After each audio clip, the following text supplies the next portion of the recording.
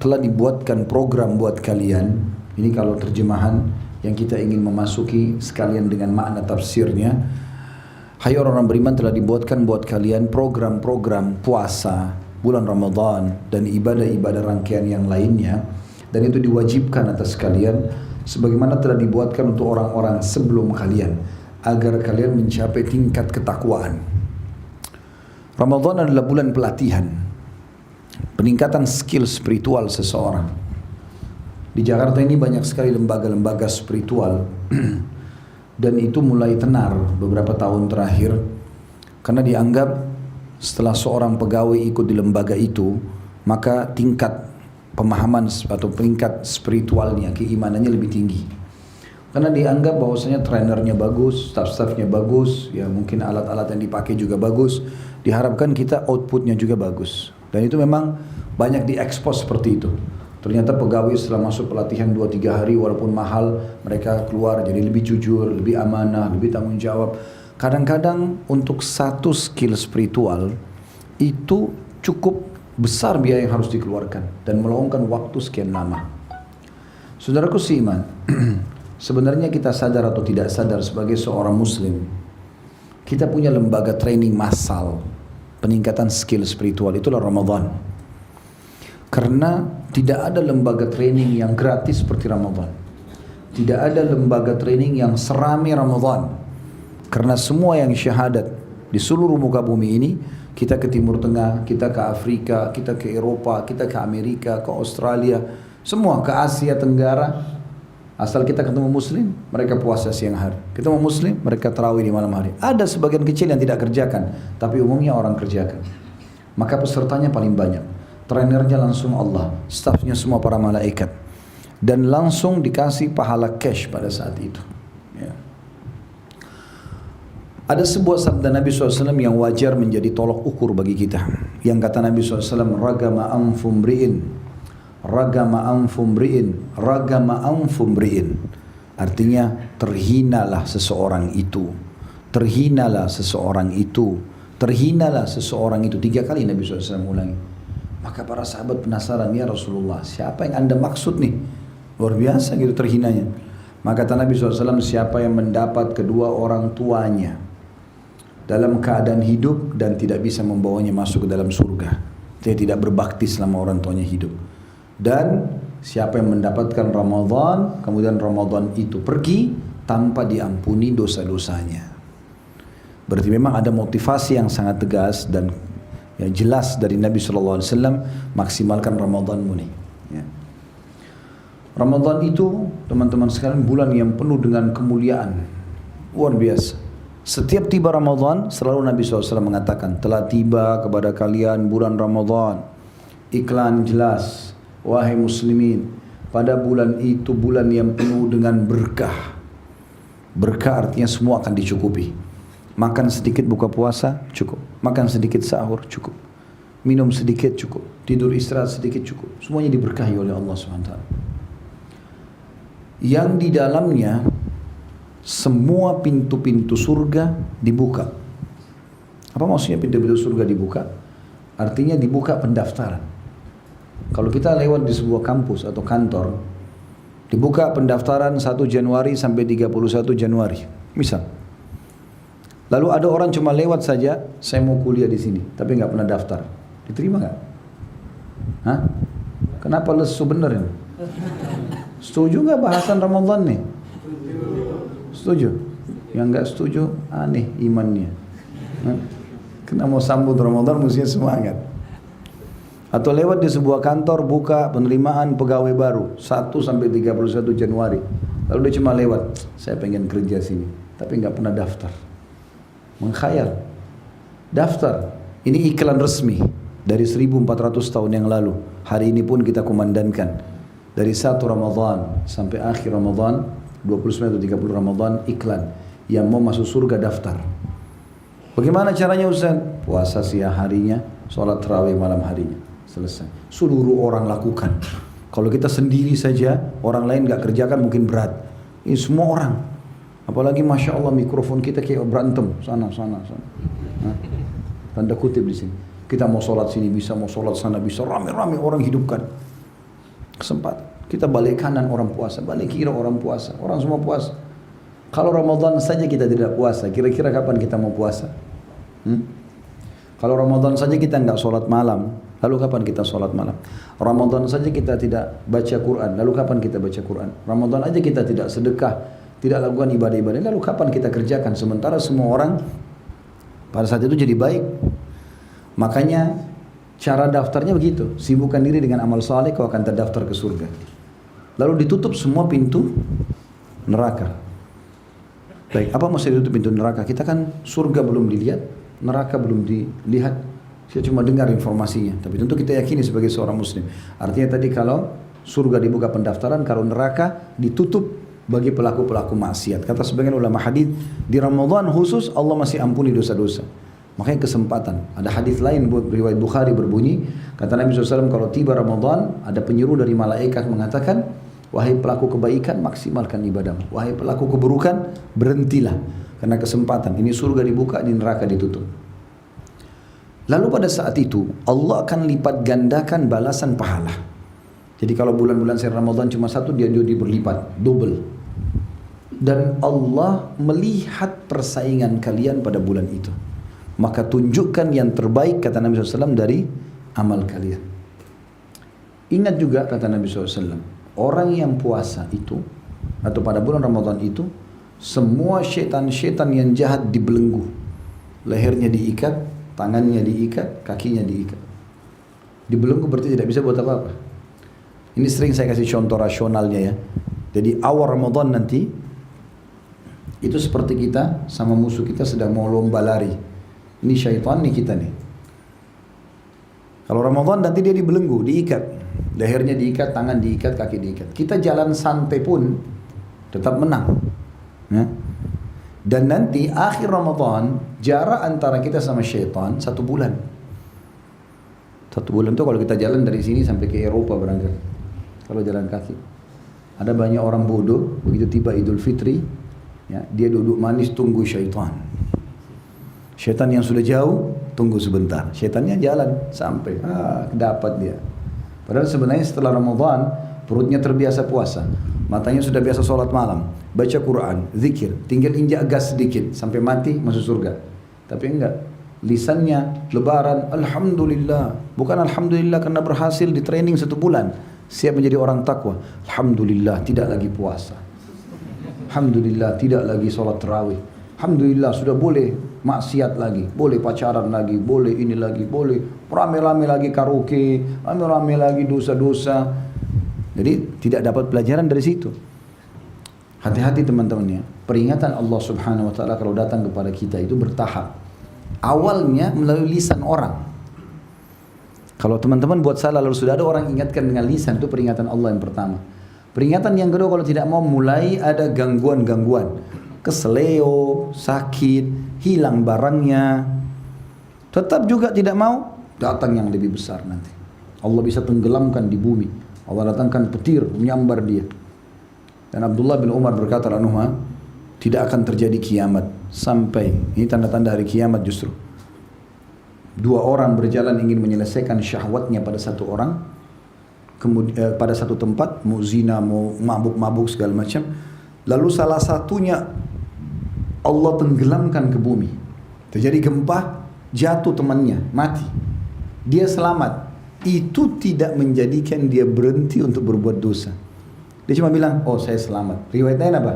Dia melampiaskan syahwatnya pada temannya, baru kepada orang lain. Jadi dia masih ambil handphonenya, ambil jamnya, padahal temannya ini mati depan matanya. Seperti orang tabrakan, temannya mati, dia masih selamat. Keluar dari rumah sakit, maksiat lagi. Dia nggak ambil pelajaran dari situ. Ini kebodohan. Ada orang mau buat dosa kelihatan sama orang. Oh, itu sudah peringatan dari Allah. Nggak mau, nanti kepergok. Nanti dia tidak mau, peringatan akan makin besar. Maka bulan Ramadan bulan yang sangat baik, memupuk keimanan. Kalau kita biasakan tumpukan iman kita, ditumpukkan terus dari ibadah ke ibadah, dari ibadah ke ibadah, ini tebal sekali. Sampai nanti godaan syaitan itu jadi kecil, seperti cuma nyamuk yang ada suaranya dekat kuping kita, kayak ada nilainya. Tapi kalau iman kita tipis, maka itu akan bermasalah buat kita. Karena dia akan jadi seperti suara yang besar yang mengganggu kita nggak bisa tidur dan segala macam. Nah Ramadan ini bulan pembukaan iman, karena dengan bertambahnya amal saleh maka otomatis imannya akan bertambah, karena iman dalam kaidah ahli sunnah wal jamaah bertambah dengan ketaatan, berkurang dengan kemaksiatan. Ya.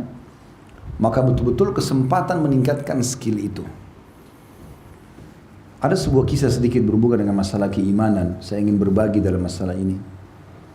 Ada seorang sahabat namanya Abdullah bin Hudzafa al-Aslami radhiyallahu anhu. Pernah dengar belum nama ini? Hah? Pengakuan yang jujur.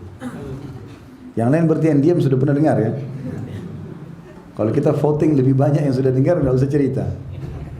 Sudah dengar belum nama ini? Belum. Oh, berarti sudah sepakat. Bagus, berarti gampang orang Indonesia sepakat sebenarnya. Orang ini subhanallah jarang kenang namanya, tapi dia dinukil punya kisah unik berhubungan dengan masalah keimanan. Dan kita tidak bisa sampai pada tingkat level iman ini kecuali kita tumpuk-tumpukin ibadah itu. Dari sholat terus, kenapa kita satu hari harus sholat 5 waktu? Kenapa enggak 5 waktu seumur hidup? Tiap hari. Kenapa setiap makan kita baca bismillah? Kenapa habis makan baca alhamdulillah? Kenapa setiap mau makan? Bahkan Abdullah bin Umar itu 1 gelas air bisa 10 kali bismillah, 10 kali alhamdulillah. Gitu. Kenapa harus berulang-ulang? Kenapa kalau mau tidur, setiap mau tidur baca doa, bangun tidur baca doa? Karena kita butuh cas. Terus harus dicas. Handphone kita aja habis lobet. Dicas lagi baru bisa gitu. Nah itu cas semuanya. Gitu. Karena tumpuknya keimanan ini, amal soleh sehingga imannya sangat tebal. Dan sampai pada titik teman-teman saya sampai sekarang kalau saya merenungi kisah ini, kayaknya sangat mustahil kalau saya pribadi bisa lakukan itu. Jadi ceritanya dia diutus oleh Nabi SAW dengan 30 orang prajurit. Jadi 31 sama beliau. Pergi ke satu misi brigade untuk menyerang satu tempat Romawi. Qadarullah ketangkap pasukan muslim ini, kalah. Ketangkap, diikat semua. Maka Raja Romawi, Kaisar Romawi bilang, saya dengar umat Islam ini punya keyakinan dan keimanan yang mengalahkan kuatnya gunung. Jadi walaupun mereka miskin, nggak bisa dibeli dengan uang imannya. Apa saja nggak bisa. Pokoknya mereka siap mati untuk itu. Saya ingin mengetes, mau tahu betul nggak itu.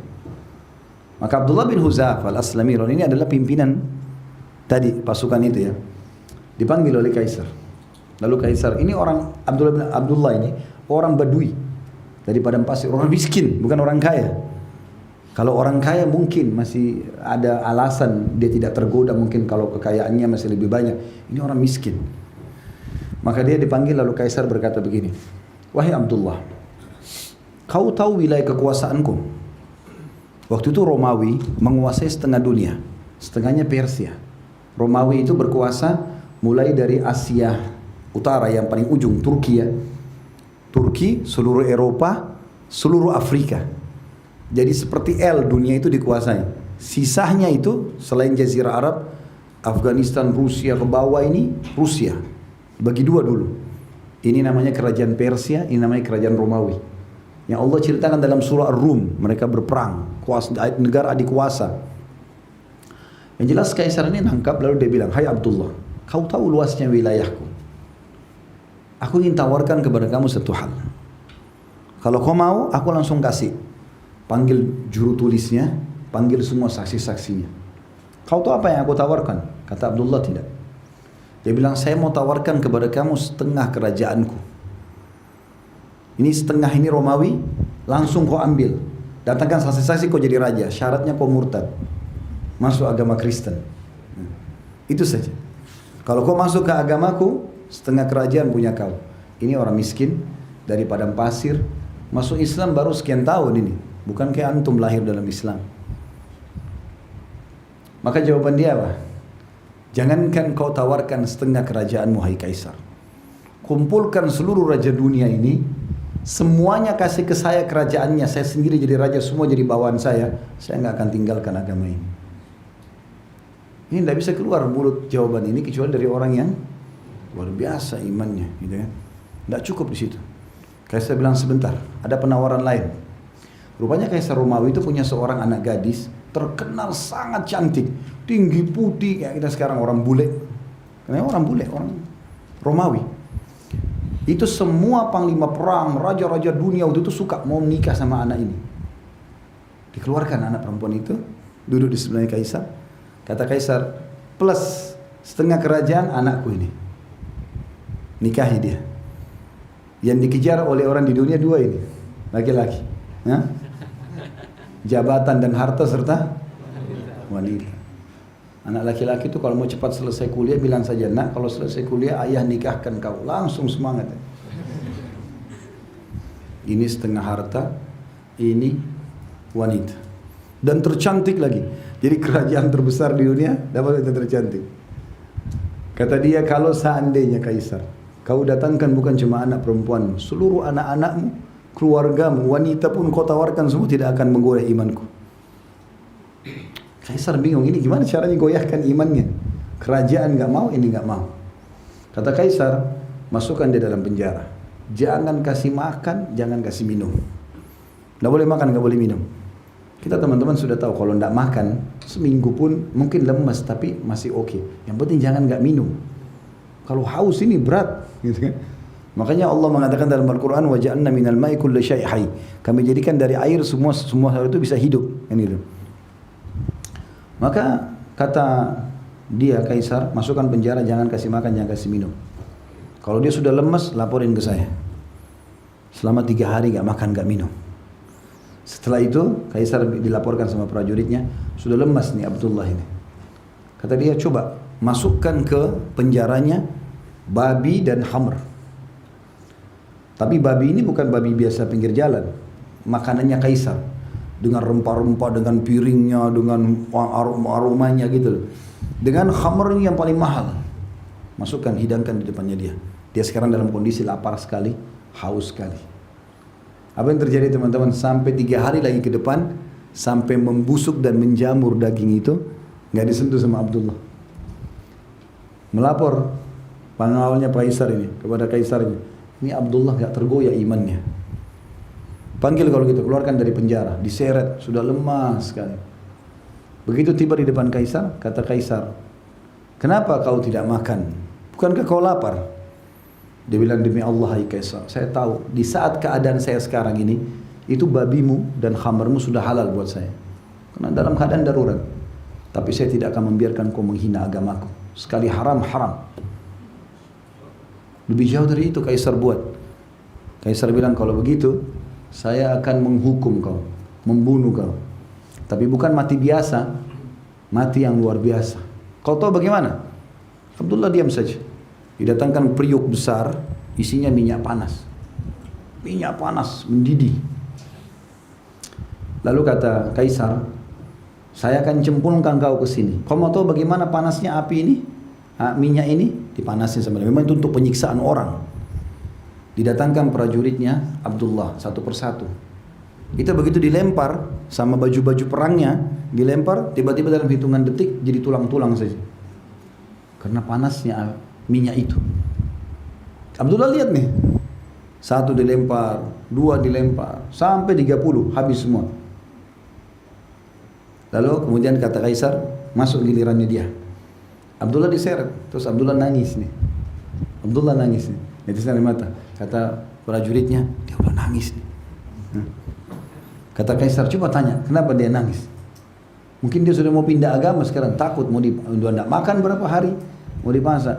Lalu kata dia, kaisar tanya kau, apa kau mau pindah agama? Dia bilang, tidak demi Allah.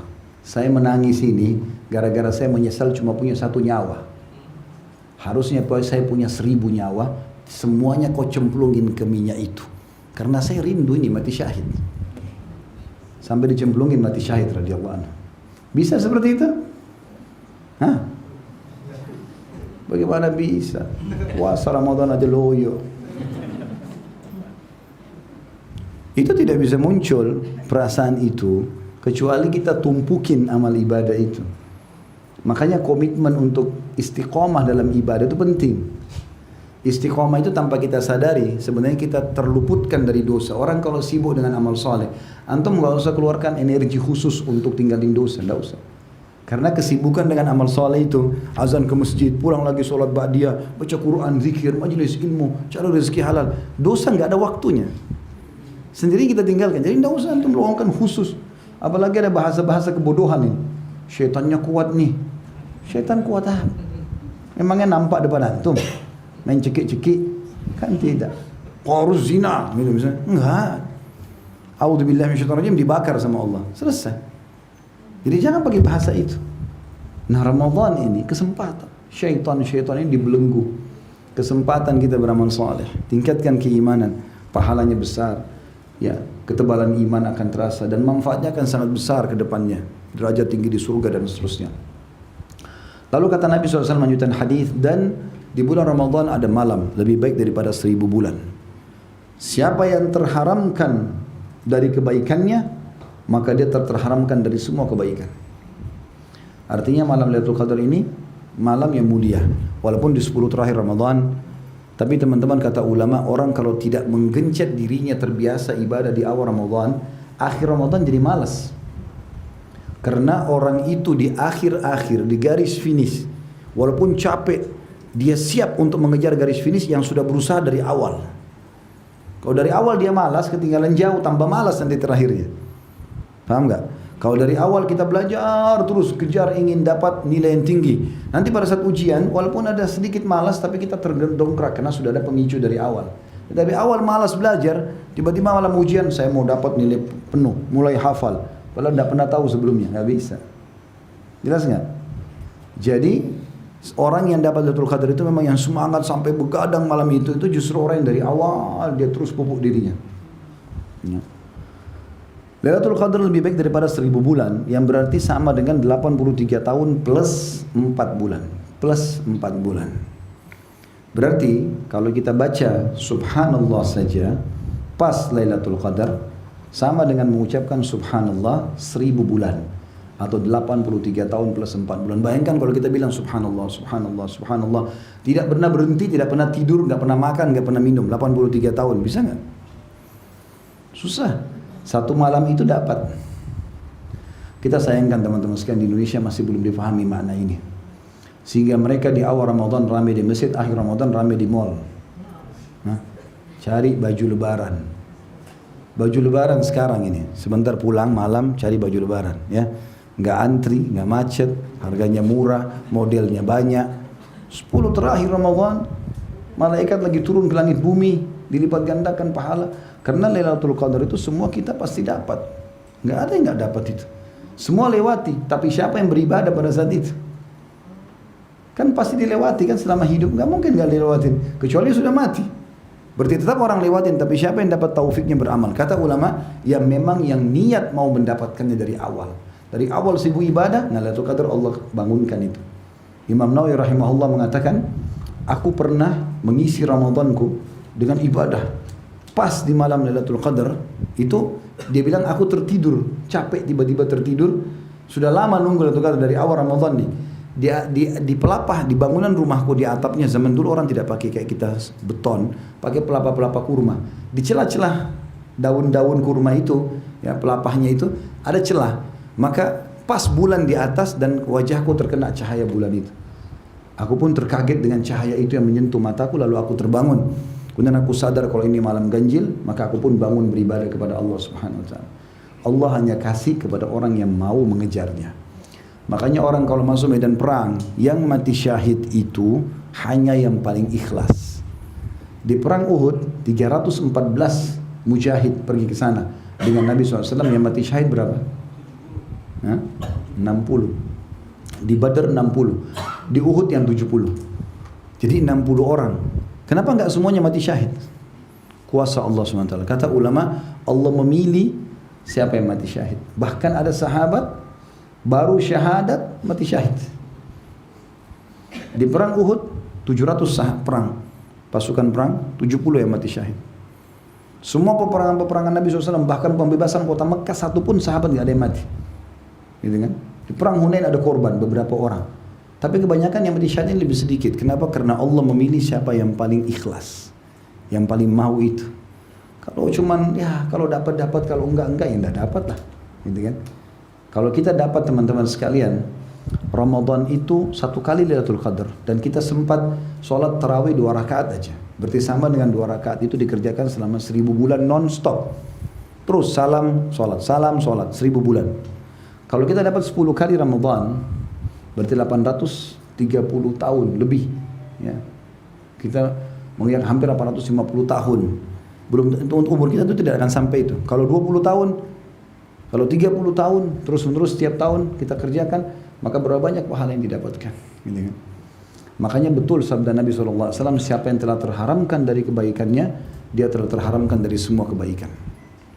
Jelas kan sampai sini? Baik. Jadi Ramadan harus disambut dengan meriah, dan sekarang syaitan banyak menanamkan persepsi negatif. Karena dia mau dibelenggu.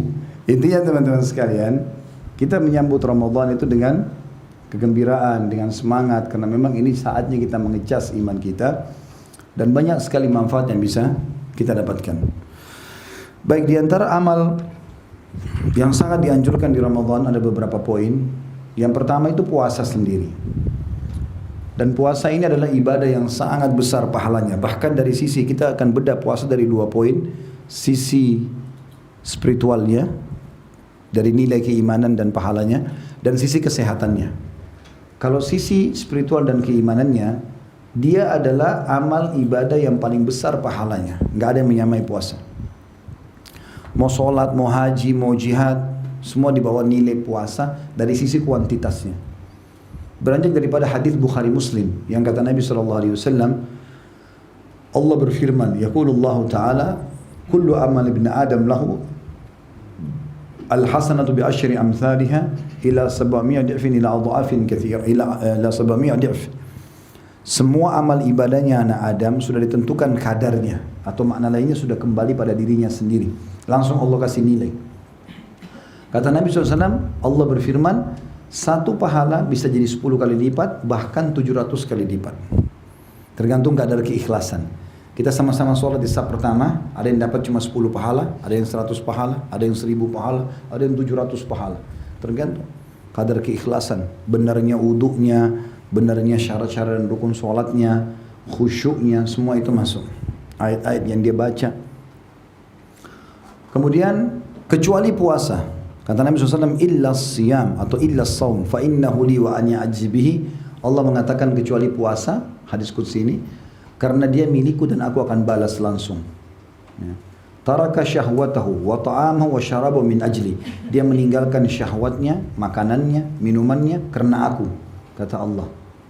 Jadi karena itu secara kuantitas nilainya lebih besar daripada 700 kali lipat. Lis-shaimi farhatan. Kata Allah SWT, dan orang puasa aku kasih 2 kegembiraan. Farhatun inda fitri, ya, gembira pada saat dia berbuka puasa. Wa farhatun inda liqa'i rabbih, dan kegembiraan pada saat dia bertemu dengan Tuhannya. Ya. Jadi kalau pada saat buka puasa haus dan laparnya hilang, dia gembira. Kemudian pada saat bertemu dengan Tuhannya kena diberikan balasan surga. Ya. Diberikan balasan surga.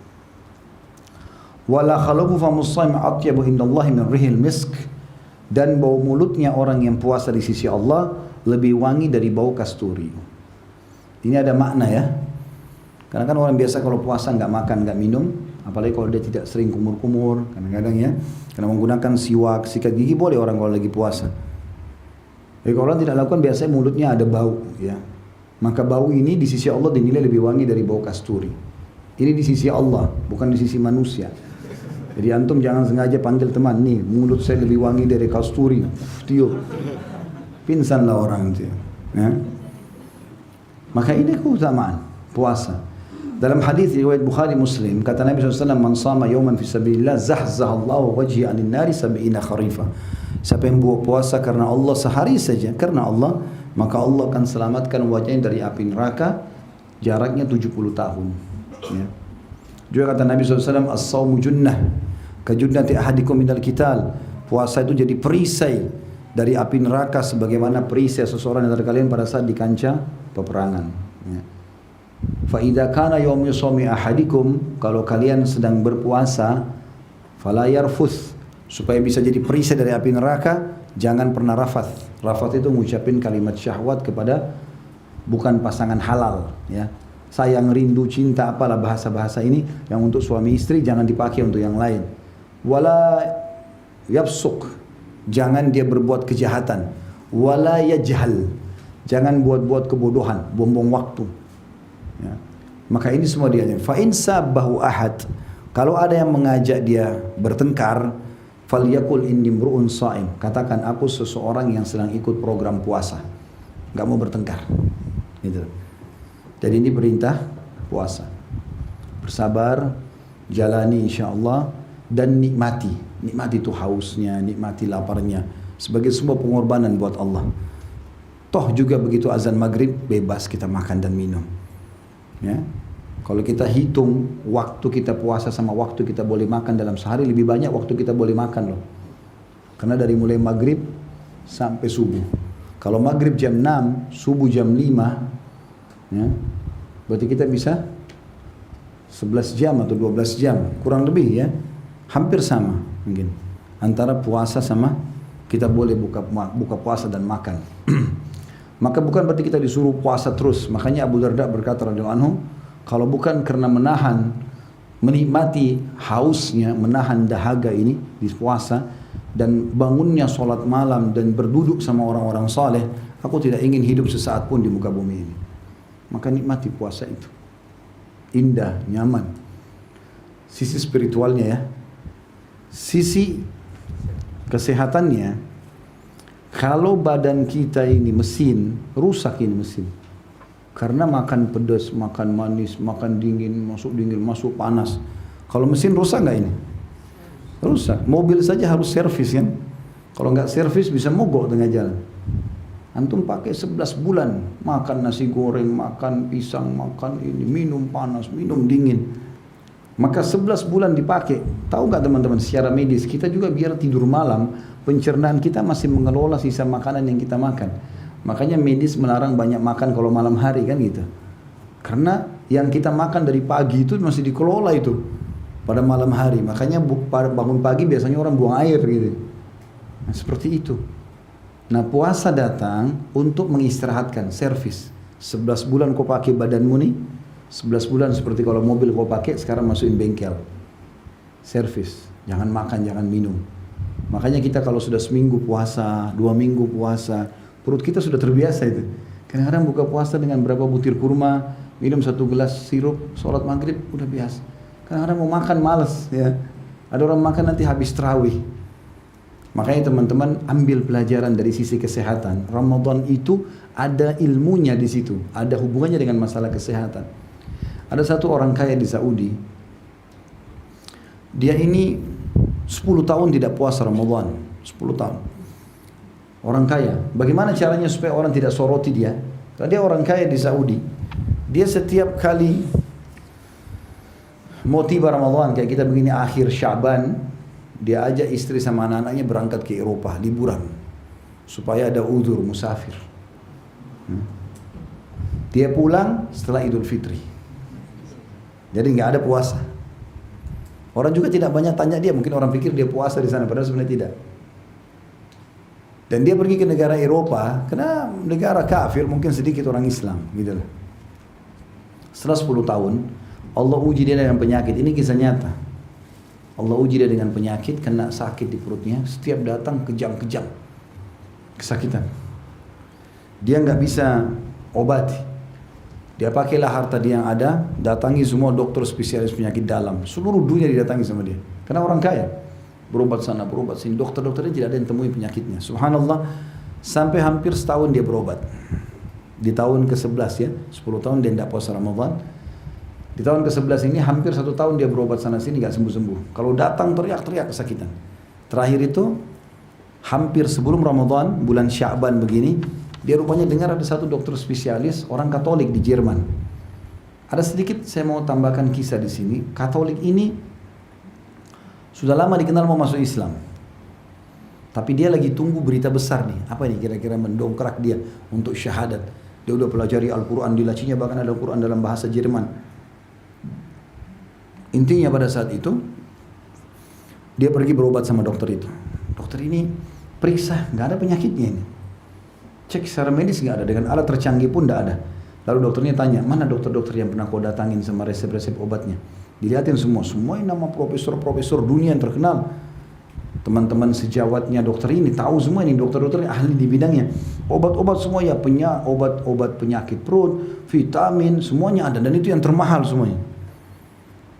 Maka dokternya bilang begini, kamu agama apa? Dia bilang saya Muslim. Kata orang itu.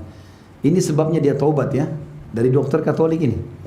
Dokternya bilang, setahu saya kamu kan dalam agama Islam ada puasa Ramadan, puasa. Dia rupanya sudah pelajari Islam orang ini kan gitu. Dan itu puasa sebulan kan. Saya sarankan kamu tinggalkan semua resep-resep kamu ini. Sebentar lagi bulan puasa ini kau puasa. Dokter ini gak tahu kalau dia 10 tahun tidak pernah puasa ini. Karena dia sudah kepepet, semua dokter sudah angkat tangan. Dia tiba-tiba tersentuh, ya kenapa saya gak coba terapi puasa. Dia pulang, semenjak dia niat puasa dan taubat, penyakitnya hilang. Sebulan penuh gak pernah kambuh penyakitnya. Dan gara-gara itu dia bertobat. Setelah lebaran, dia lihat tidak ada lagi penyakitnya datang, dia pergi ke dokter itu, dia mengucapkan terima kasih. Dia bilang, dokter, Anda sudah menyadarkan saya kepada agama saya ucapkan terima kasih. Saya sebenarnya tidak pernah puasa selama 10 tahun. Setelah saya puasa ini saya sembuh. Dokternya keluarkan Quran terjemahan bahasa Jerman dari laci, saya udah lama mau masuk Islam. Gara-gara ini saya masuk Islam. Syahadat gara-gara itu. Dari manfaatnya buat kesehatan besar. Makanya kita kalau habis Idul Fitri, biasa makan hari pertama Idul Fitri, makan baru 1 rumah, 2 rumah sudah kenyang. Padahal kalau mau dipikirkan kita sebulan puasa, gitu. Mungkin orang bisa tanda kutip makan banyak di sini, tapi nggak bisa.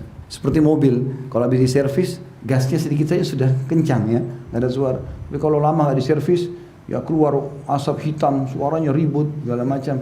Nah seperti itulah, ya. Maka sangat besar manfaatnya buat kesehatan. Makanya pesan saya, kalau sahur dan buka puasa jangan balas dendam. Penting ini. Karena orang saya lihat kalau sudah menjelang habis asar, Masya Allah. Yang coklat, yang biru, yang hijau, yang kuning semua dibeli. Ada orang motornya penuh, bawa pulang ke rumah. Macam-macam. Sampai rumah makan satu sudah kenyang, nggak bisa. Sampai kata sebagian ulama apa? Siapapun yang makan banyak pada saat buka puasa, dia tidak mengambil hikmah dari puasa itu. Tujuannya supaya perutmu terbiasa. Kembali lagi, dia nggak besar lagi, nggak elastis, tapi dia jadi bagus lagi. Maka itu harus difahami.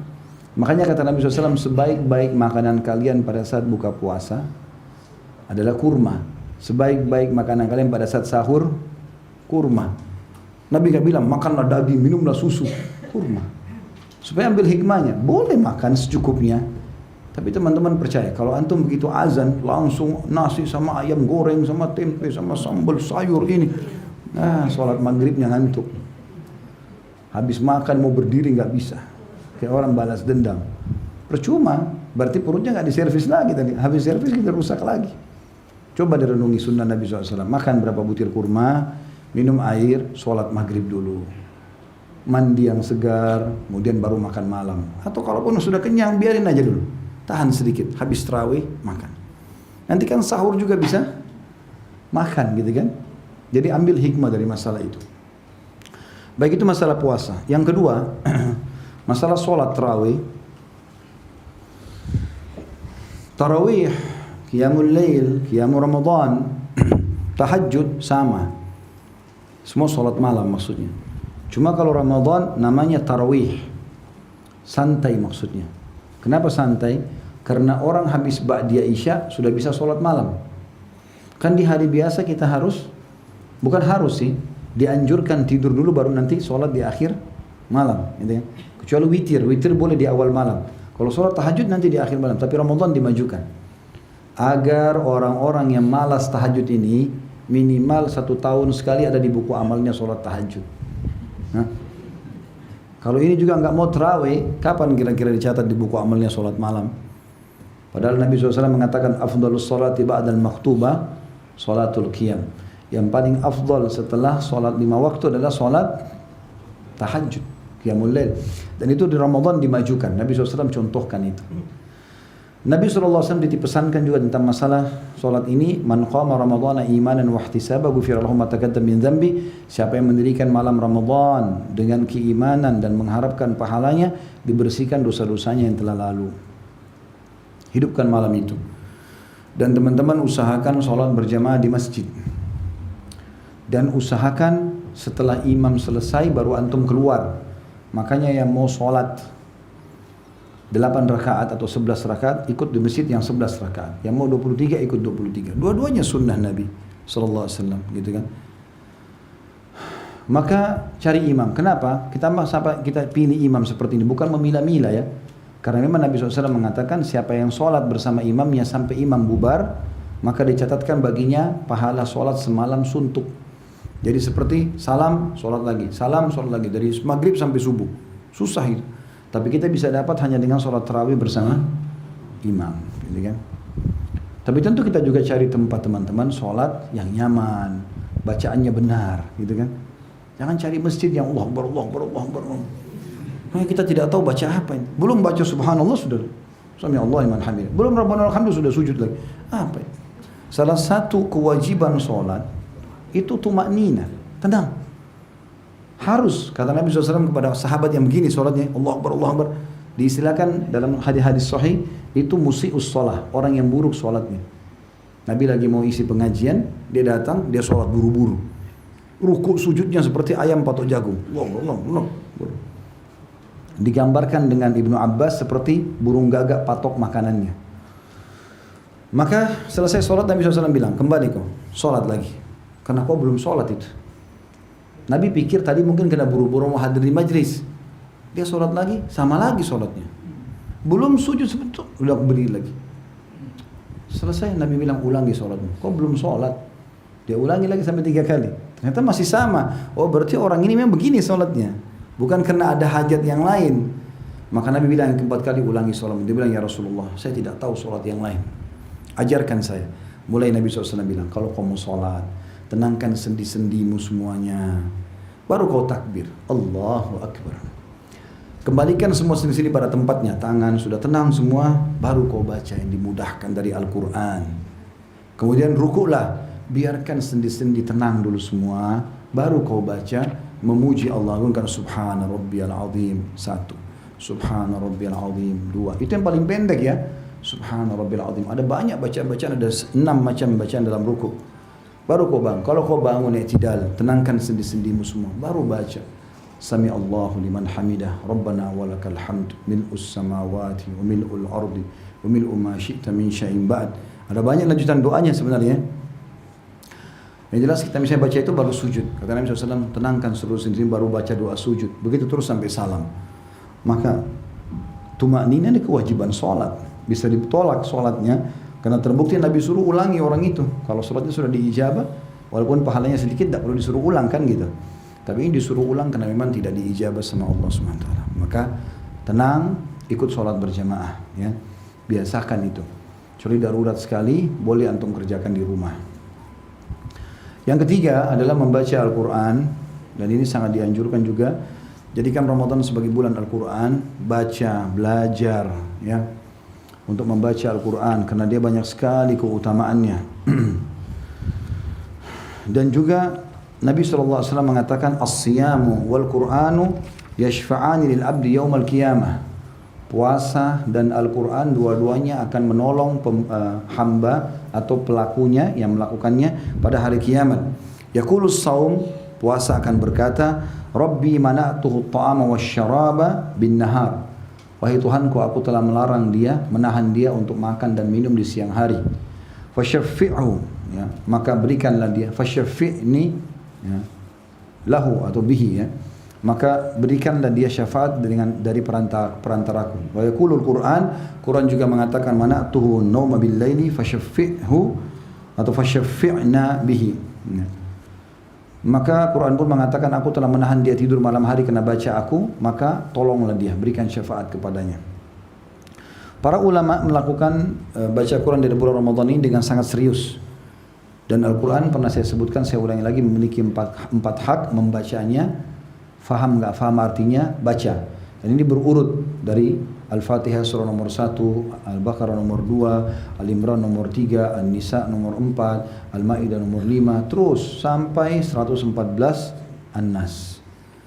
Ngerti tidak ngerti baca saja. Baca saja, ya. Dan belajar huruf hijaiyahnya. Jadikan Ramadan momentum untuk bisa faham masalah itu. Dan ini kata Nabi SAW, siapa yang baca Al-Quran dan dia mahir, dia bersama dengan para malaikat. Dan siapa yang membaca Al-Quran dan dia terbata-bata, maka dia akan mendapatkan double pahala. Kalau dikasih 10 pahala satu huruf, dia akan dapat 20 gitu. Maka ini keutamaan tersendiri ya. Kemudian yang kedua, mentadabburi. Tadabbur itu berarti mengambil makna-maknanya, tafsirnya, terjemahannya. Kalau ini tidak harus berurut seperti awal, nggak harus dari Al-Fatihah, Al-Baqarah, Al-Imran, An-Nisa, tidak harus. Tapi antum buka daftar isi Al-Quran, dari 114 surah, mana nih yang paling saya suka nih, pengen baca duluan. Misal ibu-ibu mau yang perempuan, ada surah Maryam, ada surah An-Nisa. Bapak mau nama-nama laki-laki dan nama para nabi, ada surah Muhammad, surah Hud, surah Yunus, ya, surah Ibrahim, surah Yusuf, ya. Ada nama-nama hewan, kenapa Allah sebutkan? Ada Al-Ankabut, laba-laba, ada An-Naml semut, ada An-Nahl lebah, ada Al-Fil gajah, ada Al-Baqarah sapi betina. Apa ini maksudnya? Baca. Dan ini caranya sederhana, 10 ayat per hari. 10 ayat per hari. Kalau masih merasa berat pun, bagi setiap habis sholat wajib 2 ayat saja. Subuh 2 ayat, duhur 2 ayat, asar 2 ayat, maghrib 2 ayat, isya 2 ayat. 10 ayat per hari. Kenapa 10 ayat Ustaz? Ada dalilnya. Hadits yang pertama adalah, atau riwayat pertama, perkataan para sahabat yang mengatakan kami tidak pernah bertemu ya satu sama yang lain, kemudian kami berpisah kecuali kami sudah mempelajari 10 ayat Al-Quran. Jadi teman-teman lagi di kantor, sebelum bubar kantor, duduk yuk sebentar, kita baca, satu orang baca Al-Quran dengan terjemahan yang lain, dengar aja, tidak apa-apa.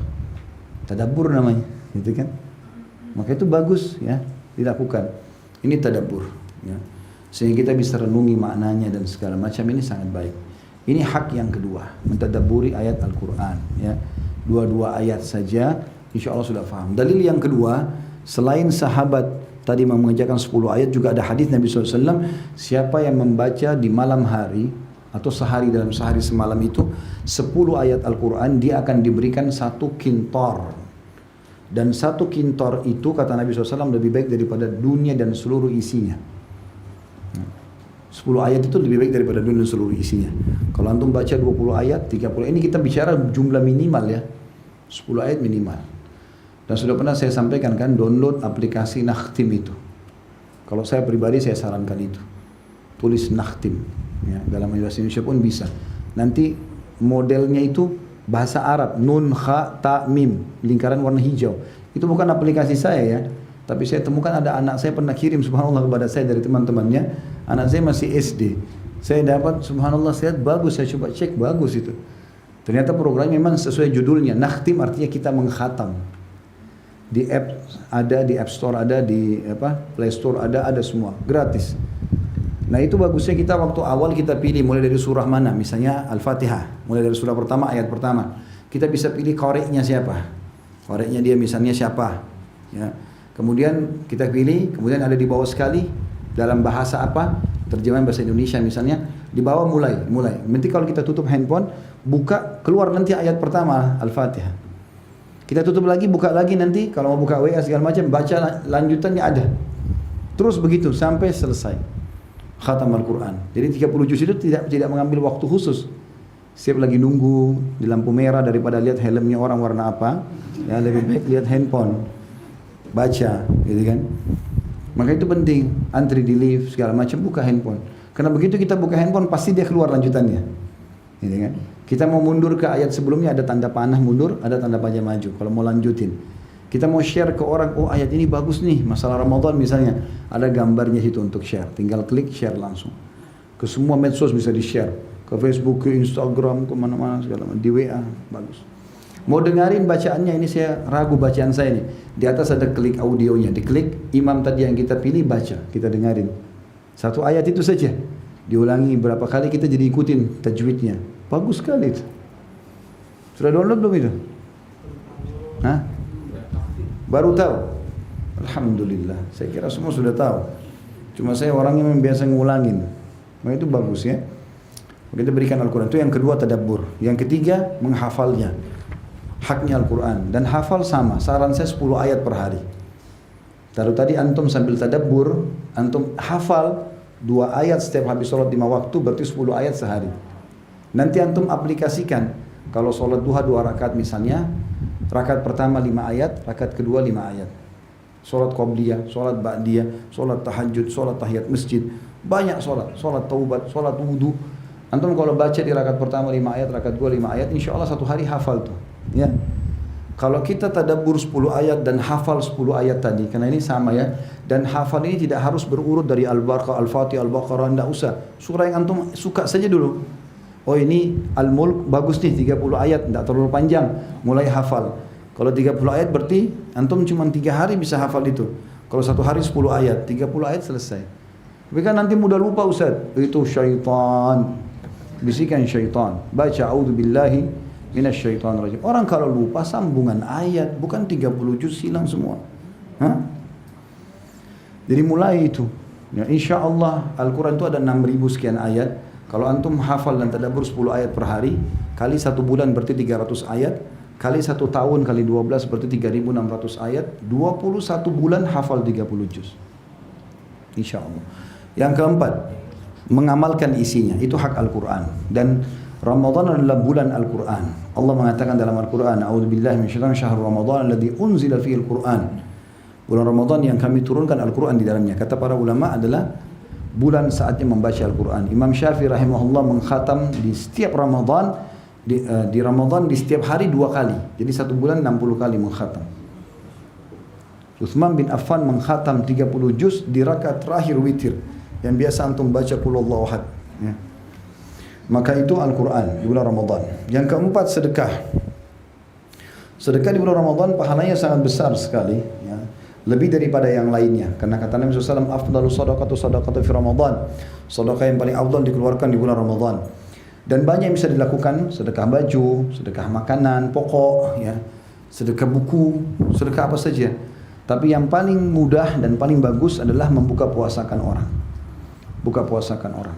Saya lihat hampir setiap tahun saya di Jakarta ini, kadang-kadang kalau ada taklim sampai menjelang asar begini, biasanya pulang, kadang-kadang macet, menjelang maghrib sampai pasti macet banyak orang. Karena masih banyak orang kerja kan, banyak orang susah buka puasanya.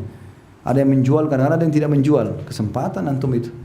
Taruh di motor beberapa gelas air mineral, harganya cuma Rp500, Rp1.000 satu.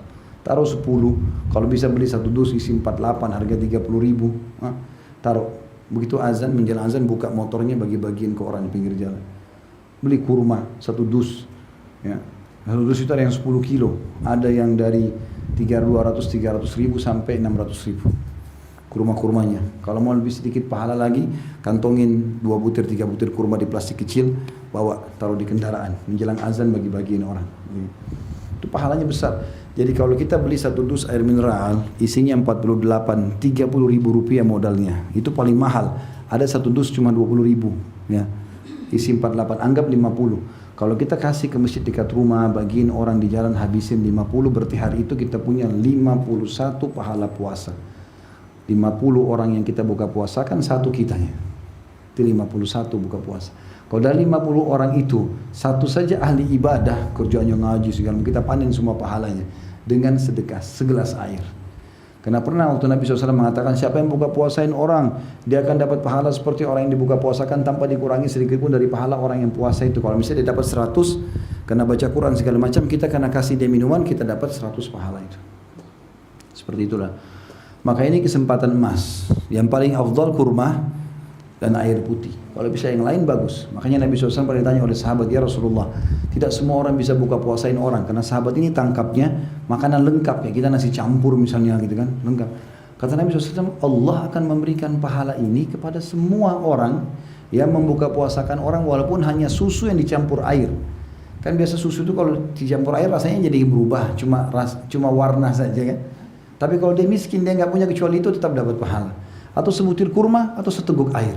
Dan siapa yang memberikan minum kepada orang puasa, berbuka puasa, seteguk saja maka dia akan diberikan oleh Allah seteguk juga dari telagaku, haudku di hari kiamat. Dan siapa yang minum seteguk dari haudku tidak akan haus selamanya sampai dia masuk ke dalam surga. Jadi itu kesempatan, buka puasain orang, ya. Blok tuh masjid-masjid dekat rumah, gitu kan. Buka puasakan orang, itu bagus sekali. Selanjutnya yang keberapa? Hah? Yang kelima, i'tikaf. mengikat diri di masjid. Itikaf ini teman-teman di 10 terakhir Ramadan dianjurkan sekali untuk mengikat diri di masjid, terutama kaum laki-laki. Bagi perempuan hukumnya sunnah dan ada syarat.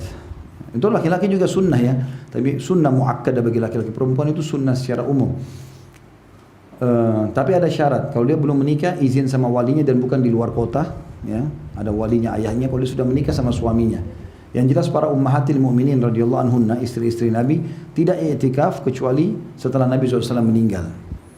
Setelah Nabi meninggal mereka ada i'tikaf. Itu pun dalam kondisi masjidnya aman, ada hijabnya, karena perempuan tidur bisa tersingkap segala macam, maka harusnya ditutup ya. Yang paling afdal adalah masuk di puasa 19, berarti malam 20. Ulama masuk masjid, keluar nanti Idul Fitri. Setelah sholat Idul Fitri baru keluar. Kalau tidak bisa, maka pilih malam-malam ganjil saja. Malam 21, 23, 25, 27, 29. Saya kerja, Ustaz masih kerja di Jakarta. Baik, cari salah satu dari malam-malam ganjil itu, yang pas libur, pas kena Sabtu Ahad.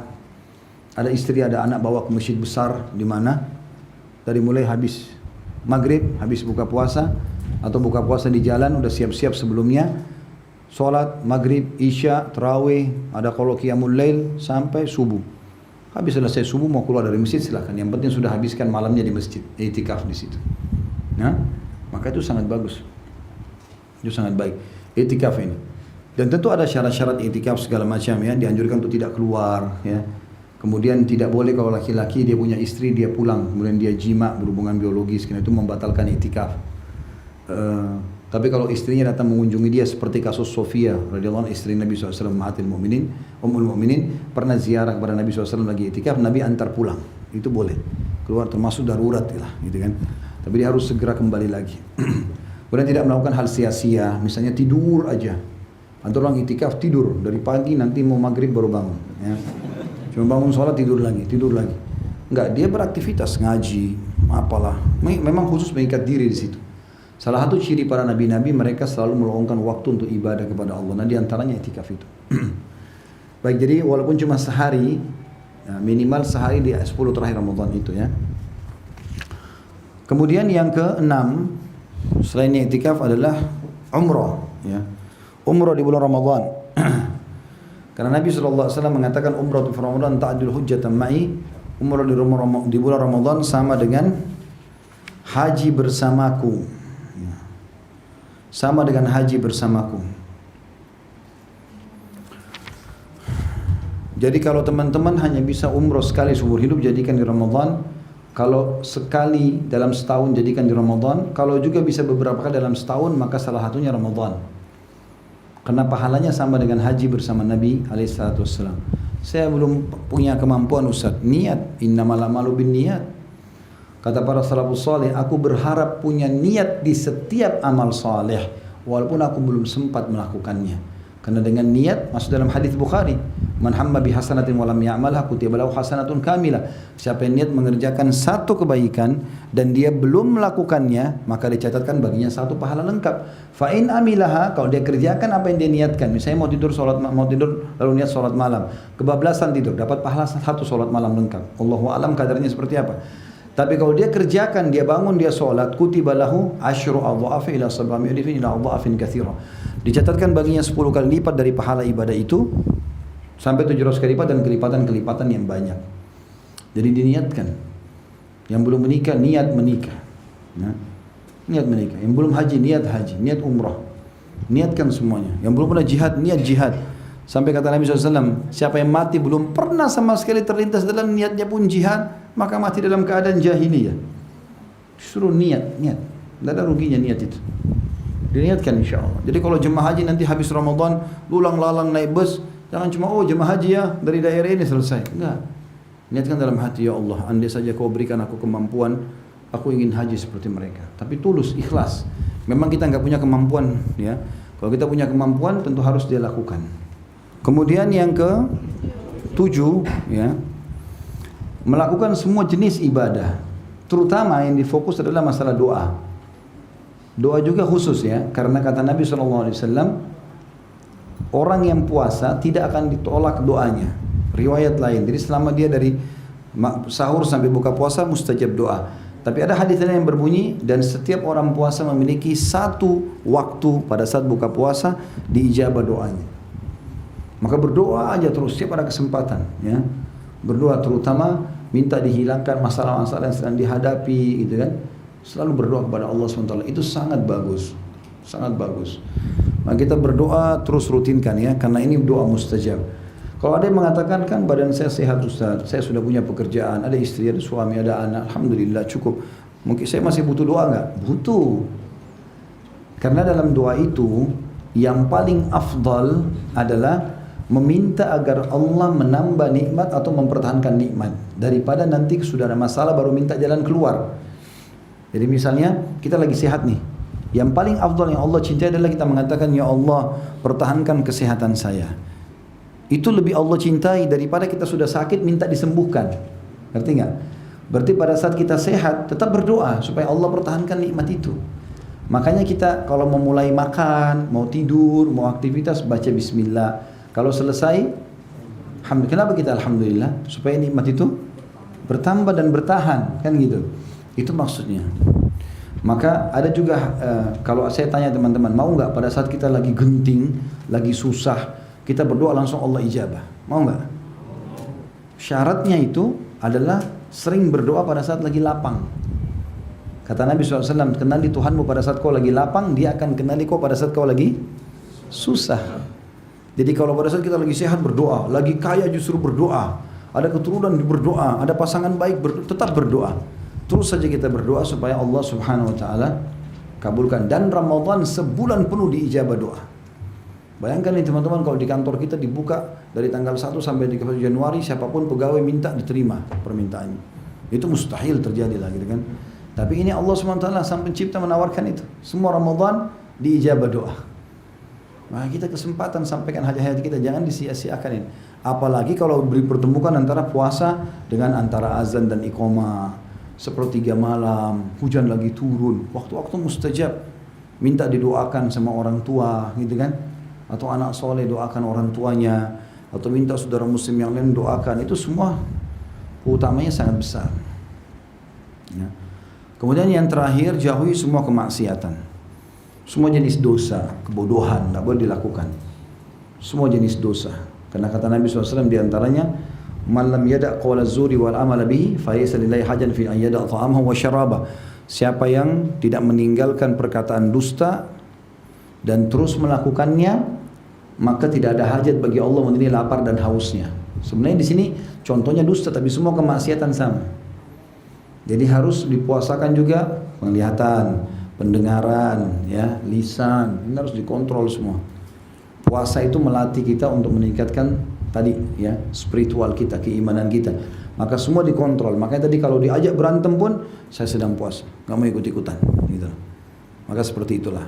Maka ini berarti ada juga poin yang penting kita meninggalkan semua, termasuk hal yang sia-sia ya, buang-buang waktu yang tidak ada gunanya. Ada orang subhanallah begitu masuk Ramadan sibuk sudah tumpulin film mana yang dia mau nonton, dari film ini ke film ini 2 jam nonton maksiat, perempuan terbuka auratnya, inilah itulah. Untuk apa ini buat maksiat?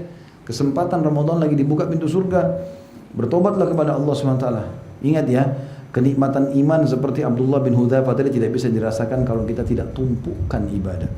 Nah, Ramadan itu penumpukan. Terus saja tumpukin nanti sampai tebal dan susah sekali. Kalau iman itu tebal, seperti ibaratnya gini rasionalnya kalau iman itu. Dan syaitan saya gambarkan begini juga. Kalau iman itu seperti pagar, ya. Syaitan itu seperti ular. Kita di dalam pagar itu. Kalau kita cuma punya pagar dari plastik, ularnya patok-patok sobek ya, dia bisa masuk kan, dan berbahaya buat kita. Kalau lebih kuat sedikit pakai kayu juga masih bisa rapuh, ya, masih bisa dipatok-patok sama dia. Dan pindahnya transisi dari plastik ke kayu itu karena ibadahnya tadi. Dia pindah lebih tinggi lagi, lebih tumpukan ibadah. Ini nanti jadi besi baja. Kalau baja, setannya giginya patah. Mau godain kita nggak bisa. Sampai pada tingkat nanti setan mau bisikin, ya.